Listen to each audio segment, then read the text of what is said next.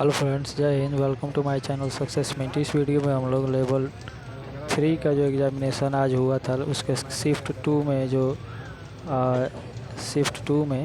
GS और current affair के question पूछे गए थे उसको हम लोग यहाँ पे डिस्कस करेंगे। चलिए शुरू करते हैं। इसमें पहला क्वेश्चन था कि वर्ल्ड इकोनॉमिक फोरम का मुख्यालय कहाँ पे है? तो जेनेवा के स्विट्जरलैंड में। नेक्स्ट क्वेश्चन था कि किस अनुच्छेद के द्वारा राज्यों को 6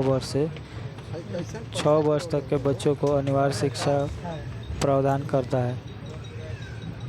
तो ये अनुच्छेद 45 है। अगला क्वेश्चन था कि चावल उत्पादन में भारत का स्थान विश्व में कितना है? तो ये दूसरा स्थान है, पहला स्थान चीन का है। अगला क्वेश्चन था भारतीय संविधान में शक्तियों के विभाजन की चर्चा किस अनुसूची में की गई है? तो ये 7वीं अनुसूची में की गई है।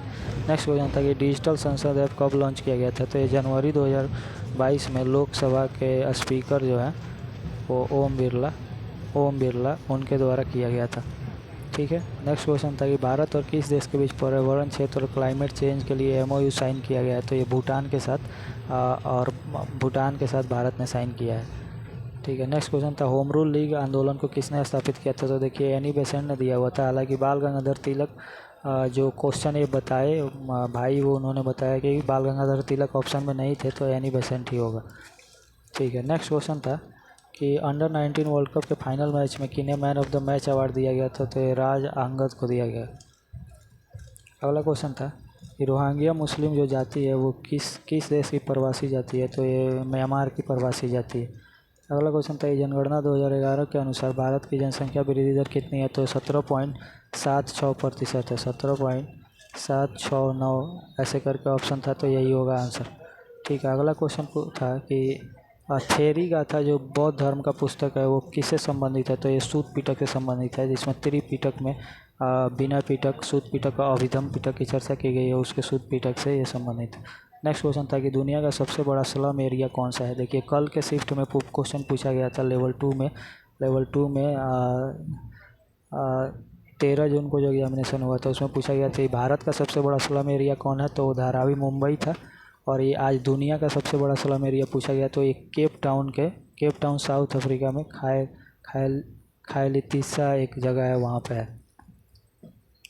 ठीक है। नेक्स्ट क्वेश्चन पूछा गया था कि जवाहर रोजगार योजना क्यों लाया गया था? तो ये ग्रामीण स्तर पर रोजगार के सृजन के लिए लाया गया था।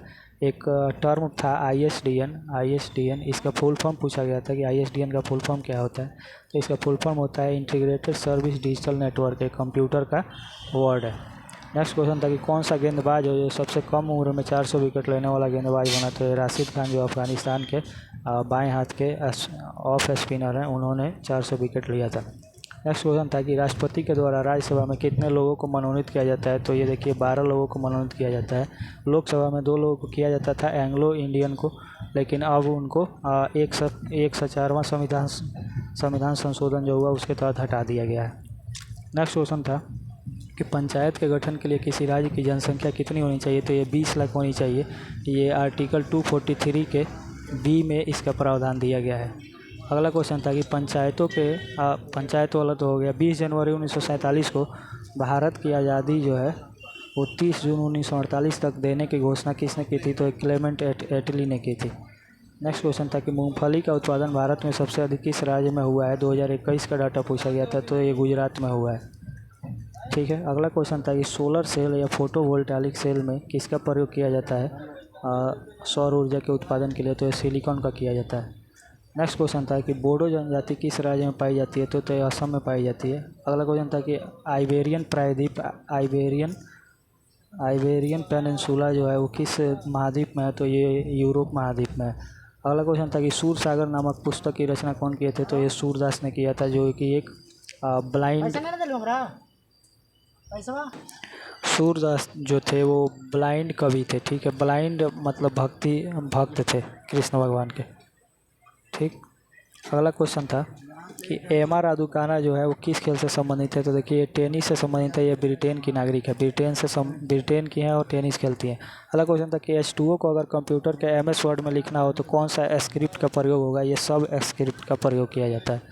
अगला क्वेश्चन था कि भारत के कुल आयात का सबसे बड़ा भागीदार देश कौन था? तो ये चीन था। नेक्स्ट क्वेश्चन था कि वांगला फेस्टिवल कहाँ मनाया जाता है? तो देखिए मेघालय, असम और नॉर्थ ईस्ट के कुछ अदर राज्यों में मनाया जाता है। अब ऑप्शन क्या था वो पता नहीं, बांग्लादेश के उत्तरी भाग में भी मनाया जाता है। ठीक है।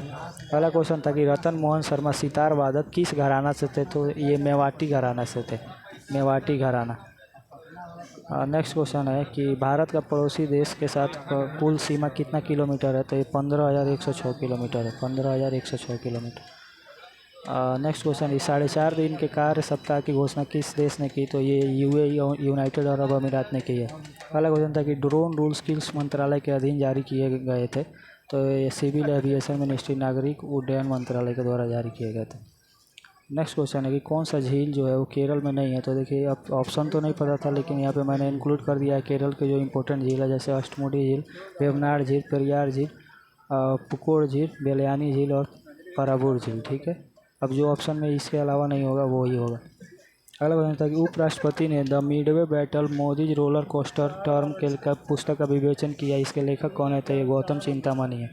नेक्स्ट क्वेश्चन था कि कौटिल्य ने कौन सा किताब लिखा था, तो ये अर्थशास्त्र नामक किताब लिखे थे कौटिल्य या विष्णुगुप्त।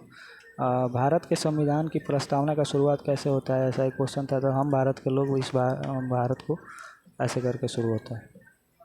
अगला क्वेश्चन था नमिता गोखले को किस किताब के लिए साहित्य अकादमी अवार्ड दिया गया, तो ये things to leave behind book जो उनका है, इसको 2016 में पब्लिश किया गया था।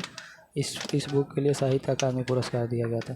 अगला क्वेश्चन है निम्न में से कौन उड़ीसा की महिला नृत्यांगना नहीं है, तो अब यहाँ पे नाम सारा मैं इंक्लूड नहीं कर पाया, वो बता भी नहीं पाया स्टूडेंट जो एग्ज़ाम दिया था। नेक्स्ट क्वेश्चन है कि कौन सा तत्व जो है रक्त में हेमे, ऐसे भी हैमे भी लिखा जाता है, इसके मतलब हैमे में कौन सा तत्व पाया जाता है, तो हम लोग जो दवाइयाँ पढ़ते होंगे उसमें हेमोकोल वगैरह ये सब जो रहता है वो सब आयरन का दवा है, या आयरन पाया जाता है, आयरन का कुछ भाग पाया जाता है लोहा का। अगला क्वेश्चन था निम्न में से कौन सा महाजनपद की राजधानी नहीं थी, तो देखिए इसमें उज्जैन ऑप्शन में था और अवंती भी ऑप्शन में था, तो अवंती जो है वो राजधानी नहीं बल्कि महाजनपद का नाम था और उज्जैन उसकी राजधानी थी। यहाँ पे हम लोगों ने टोटल 35 क्वेश्चन जो अभी तक याद करके मतलब बता पाए स्टूडेंट्स, उसको हम लोगों ने डिस्कस किया। ये एनटीपीसी लेवल 3 से शिफ्ट 2 का करियर्स और करंट अफेयर का एनालिसिस था। आगे जब सारे क्वेश्चन मिल जाएंगे तो मैं एक और वीडियो बना के डाल दूँगा। अगर आप हमारे चैनल पे नए हैं सक्सेस विन पे, तो इस चैनल को लाइक और सब्सक्राइब करें। Thank you for watching. जय हिंद।